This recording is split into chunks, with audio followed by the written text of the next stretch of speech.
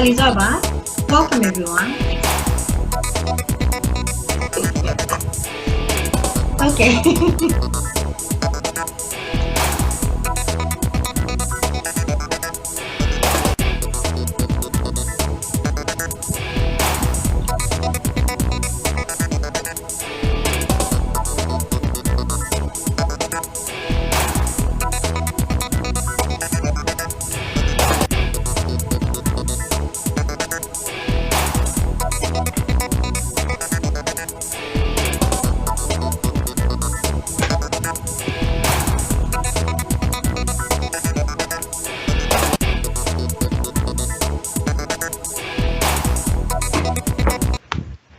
Elizabeth, welcome everyone. Thanks for watching. Let's start with the discussion about the COVID-19 pandemic, conflict, humanitarian crisis, and implication of the ongoing human rights violations in Rakhine State. I'm Noel. I'm director with the International Campaign for Arakan. I'm moderator for today's event. Since 2018 up till now, there is ongoing civil war between Myanmar government forces and Arakan army. More than 200,000 people are internally displaced persons in recent war. Almost 2 years civil wars with the reports, news of serious violation and rising civilian casualties, extreme atrocities are committed against children, women, men, and including disabled and elderly persons. Myanmar military have systematically targeted Arakanese civilians, while war crimes and serious human rights violations are committed during the clearance operation by the Burmese military. Myanmar government has always denied the military had acted the genocide intent against the minorities. Today, international pressure and diplomatic engagement have not resulted in any meaningful changes. Those implications in human rights violation acts with impunities. Despite the international court's order, ICJ's, nothing has changed. The Myanmar government has ignored the calls of the international communities, continue to commit atrocities against minorities. While international attention has focused overwhelmingly on Muslim genocide, but the United Nations again has been silent while human rights violations taking place against the Rakhine, Karen, Shan, and other minorities areas. So let's learn more from our distinguished panelists. Let me introduce first our first speakers, Cô Tinh Thoan Giang from Arakan American Community, AAC. Second speaker will be Ma Myra from U.S. Campaign for Burma. The third speaker is Go Terrell Ong, International Campaign for Arakan. Thank you very much for joining us, and we appreciate your time and effort. The first question to Go Tinh Thoan Giang, could you please bring us about this matter? What is the most pressing human rights issue in Rakhine State? What can and should the international community's responsibility to protect Arakanese civilians from genocide and war crime? Thank you, please. This is your time. Thanks. Manuel, thanks for having me. And thanks for having me in this discussion. This is very important discussion. So the pressing human rights violations committing currently by the Burmese military is that anytime they do the clearing operation or any operation, they are not really going after the enemy of them, say this case, the Arakan army. Instead, they go directly to the public, the civilians, and what they are doing is just going after the civilians and killing indiscriminately, destroying homes, arbitrarily arresting people, torturing, and killing, and summary killing, executions. So they are acting like almost like the pattern of the terrorist people all around the world. They are not acting like a government army. They are acting like a terrorist people, and they're just going after the people. They're not going after the Arkan army. I don't know how they do it, but they're directly going to the people, Arkan people and civilians, and that's what they were doing. So just like 3 days ago, in September 3rd, the Burmese army burned down the whole villages of Harapao and Tambao villages, and then they kill 2 people, like in front of everybody, or they executed 2 people without any evidence or charge or anything.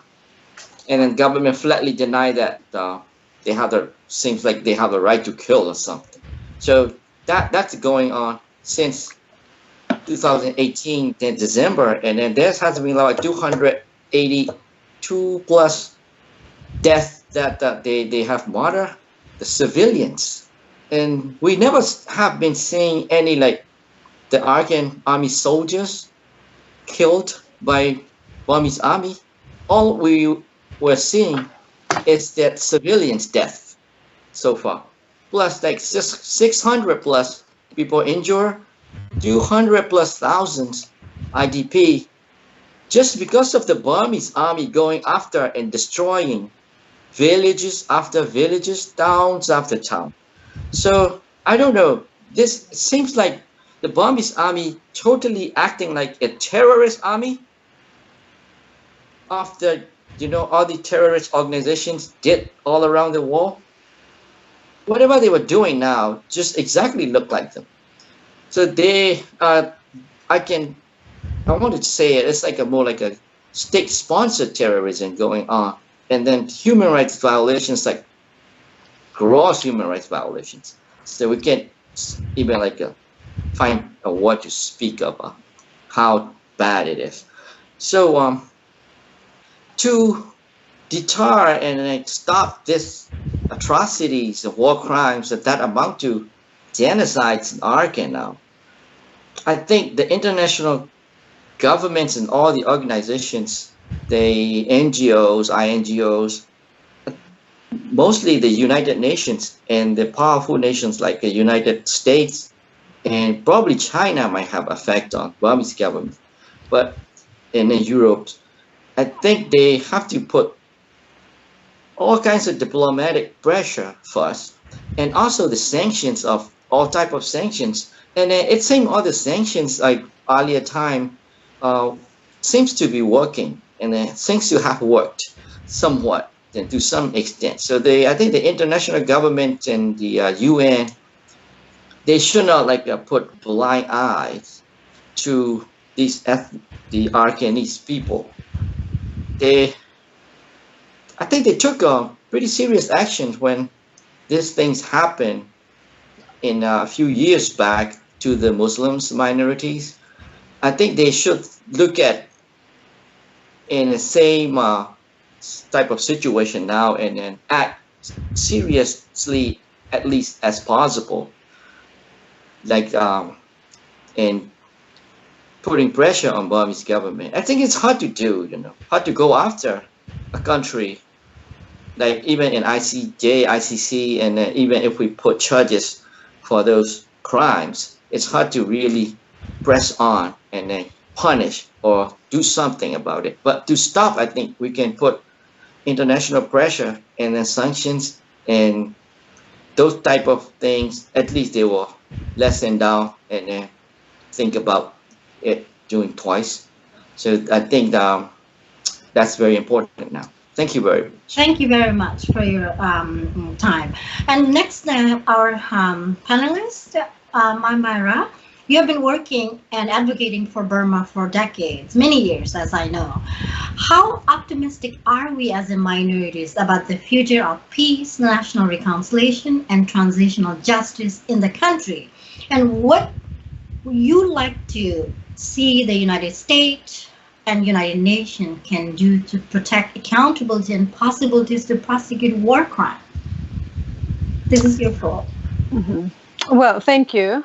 Thank you for having me. Honestly, I am not optimistic looking at the situation we are at right now.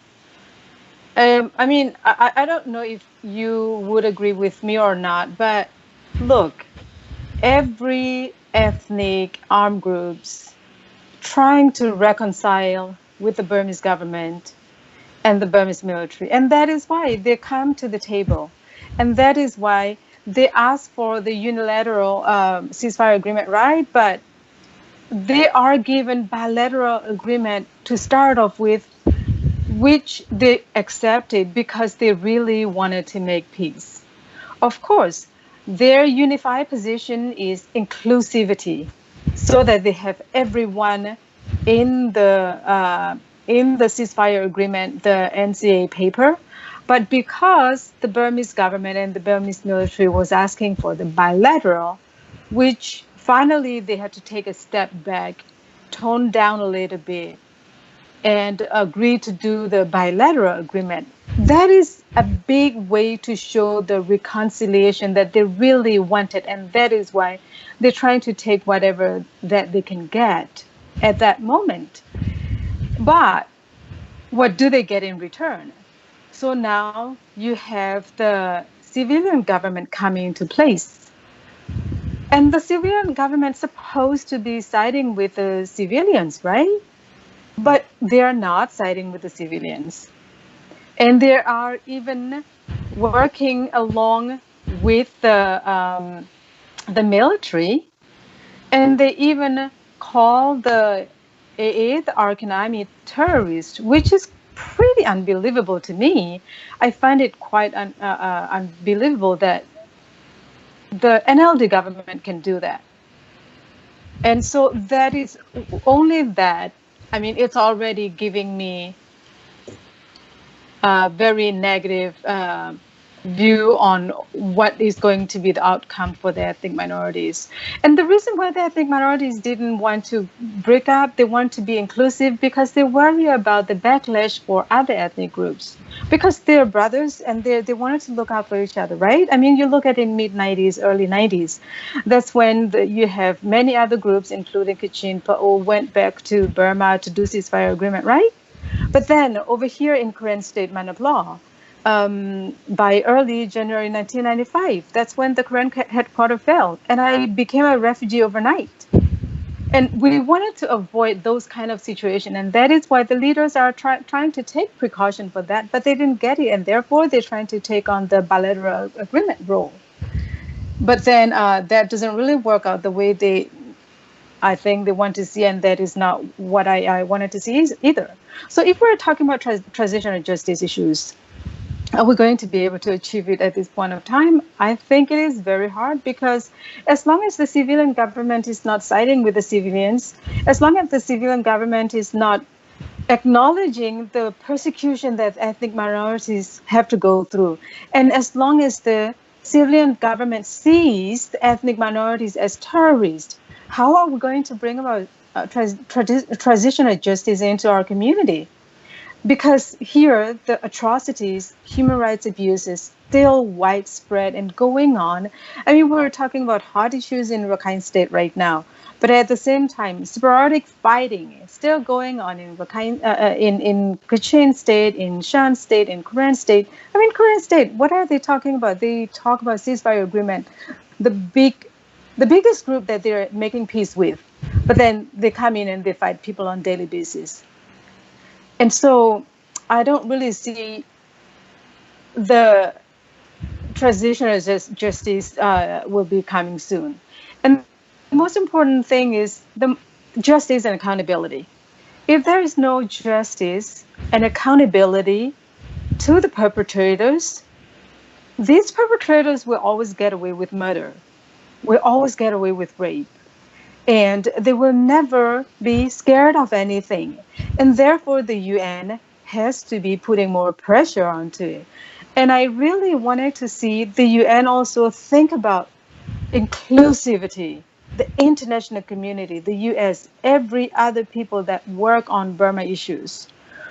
At this point of time, we have to think about including everyone in our conversation.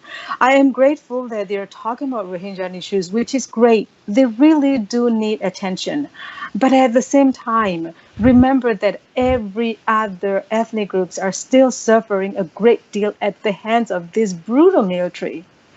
And so when we talk about Rohingya, please also tie the issues of every other ethnic minorities by saying that, yes, the Rohingya are suffering, but at the same time, let us not forget about other ethnic groups. They are also suffering a great deal, and they are still suffering. I just wanted to ask the international community, everyone who does advocacy on Burma, to please add that piece of message into their messages that they give out. And I do want to see the US government to put more pressure on the Burmese government as well as the military.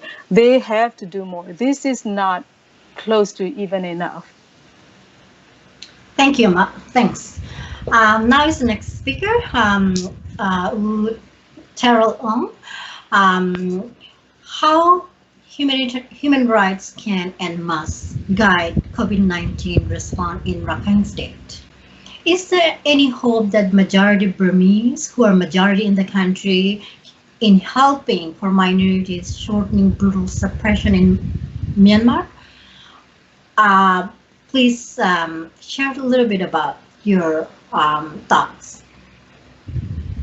First of all, thank you for letting me join this distinguished panel on Arakan.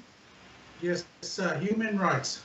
Human rights, there is no such thing as European white people human rights or Asian people human rights or African human rights. Human rights is the basic rights for every individual, every human being. So in Arakan State, most of the human rights abuses is happening in Arakan State. So what we need to do is, without human rights, how are we going to respond to this most deadly, diseases, this COVID-19 disease? Even the America, Australia, or Europe, they can't even control this COVID-19. So without human rights, how are the people going around and going to help the Arakanese people?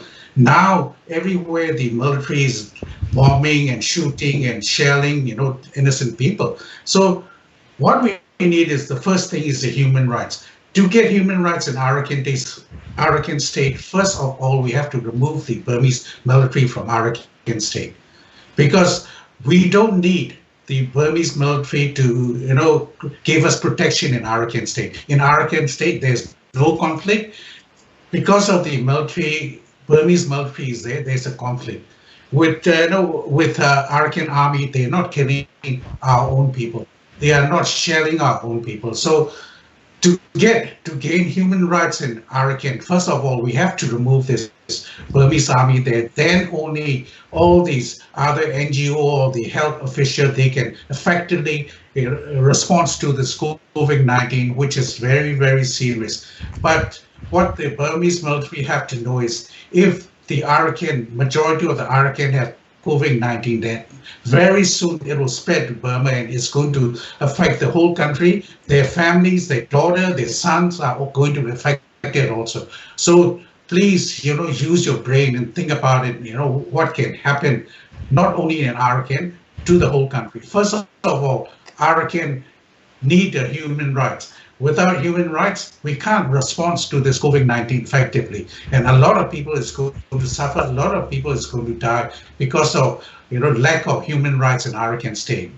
And another thing is, majority of the Burmese people, they understand Arakan people. There are some minority who, on Facebook, you will see also, they attacking Arakan and they attacking Arakan army.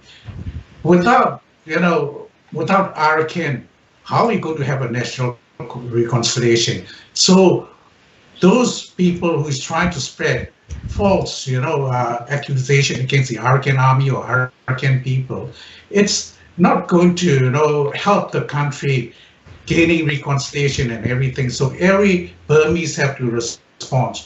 There are a lot of Burmese people, nurses and doctors who come to, Arakan State to help our people. But there are some small minority people who is attacking Arakan, and that is not very helpful for peace settlement and national reconciliation in Burma. Thank you. Thank you very much. Thanks all speakers. So this is the second round. The question is, this is the additional question I would like to ask you all. So the The problem is, are you agree that all minorities solidarity is important for the bringing about the political change, collective identity, and common oppression? Anyone, feel free to share, please. Yes, it is. It is very important. Like I said earlier, we fight against one common enemy. I mean, the Burman, the Burma army, nobody go out, no ethnic armed groups go to Naypyidaw or Rangoon or where they live and fight them, right? They all come to our area and they fight us in order to take away our lands, in order to take away our people, in order to take away all the natural resources we have in our own respective states. And so they are fighting us for power and for greed. And we are the ones who have to suffer.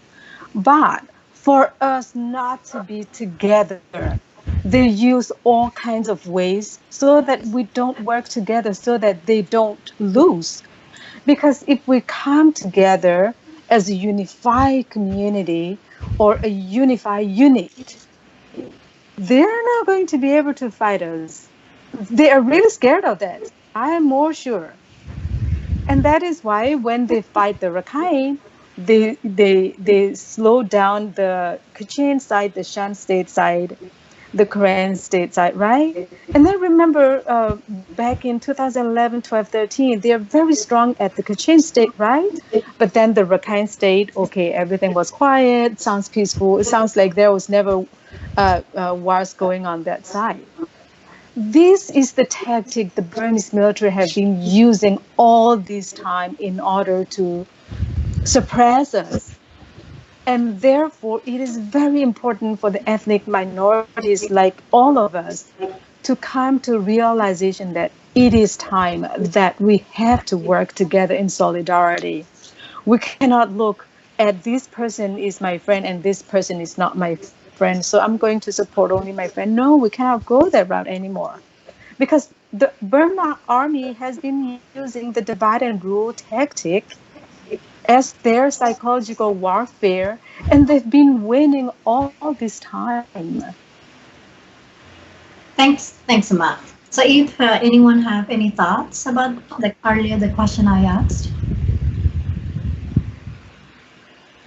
So if you don't have anything to share, let me ask the second question. That was, has the situation of human rights changed much under the leadership of Aung San Suu Kyi and under the government of National League for Democracy? I don't think it doesn't change much. Aung San Suu Kyi, she done a lot of good job, in Burma. When it comes to Arakan state, she's not doing, not doing much. She's not helping the Arakan people. Like in Burma, there are a lot of ethnic army fighting against the military. Why she have to announce the Arakan army is a terrorist group? Why? What is the difference between Arakan army and other ethnic, groups fighting for their rights? So, and then when it comes to, Arakan state, Arakan, we have a lot of natural resources. With our natural resources, we are feeding the whole country of Burma. Without our natural resources, there won't be anything. So Aung San Suu Kyi should look at what the money coming to the country and should try and develop Arakan state also. Arakan is so far is the second poorest state in the whole country. So at least with our money, please bring back some sort of development in our state. That's why for me, I can see Aung San Suu Kyi did a lot of good things inside Burma. When it's come to Arakan state, I can't see anything is changing. Thank you very much. So this is the next question is for all speakers. One is, what is your recommendation to bring perpetrators to the justice?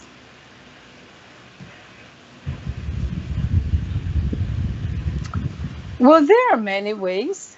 The international community has to recognize that the Burmese military, the Burma army, are the perpetrators.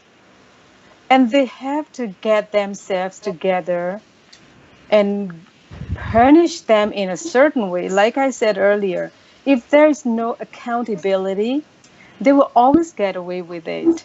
So whatever mechanism they have, ICJ is focusing specifically on genocide. So, okay, if they're saying ICJ is not fitting into other situation, what about ICC? War crimes and crimes against humanity happening in Burma for all these years. And even the UN report, I didn't say it, the UN report saying that whatever they are doing is against human rights, international human rights laws. If that is the case, then to a certain extent, the UN is recognizing that the Burma army is doing something horrific. And if that is the case, then they have to take action. Otherwise, they're turning their blind eyes to the people of Burma, to the Rakhine community right now. And so there will never be a justice and accountability unless they are willing to come in and step up. Of course, people like Russia or China will always become the block in the way of bringing about justice.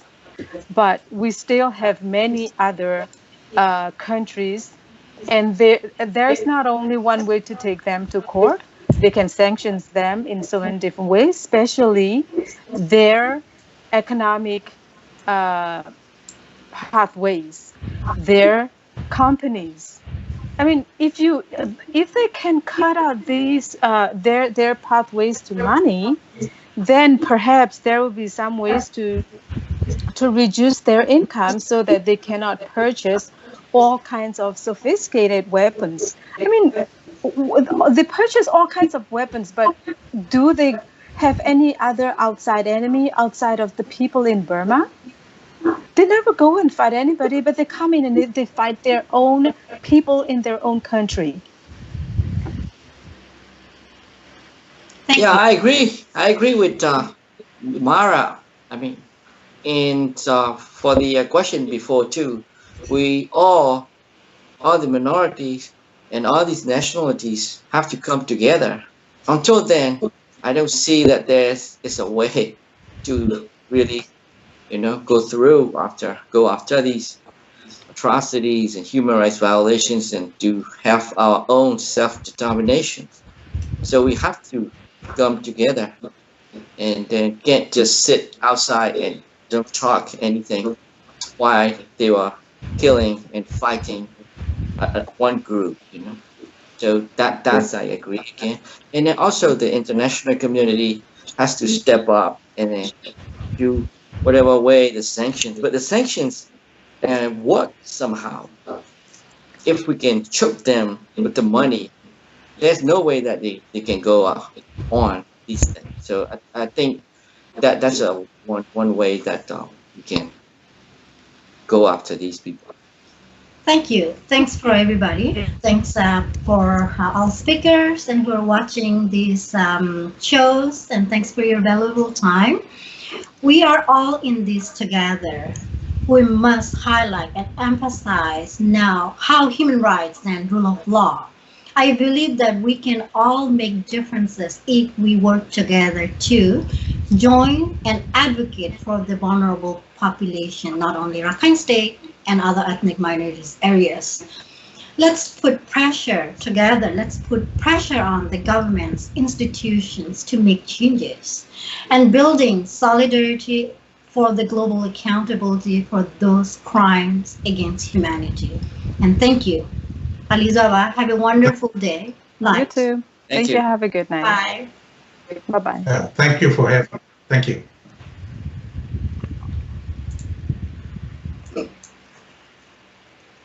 So thank you.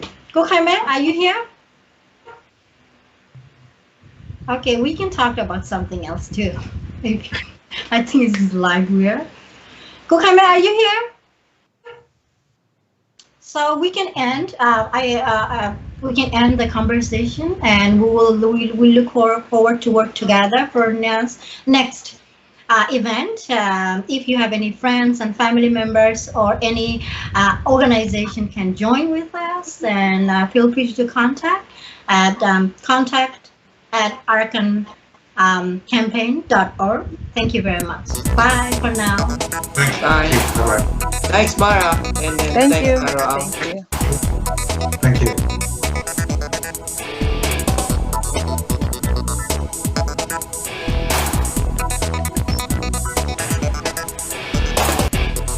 Thank you. Alun Jizunya,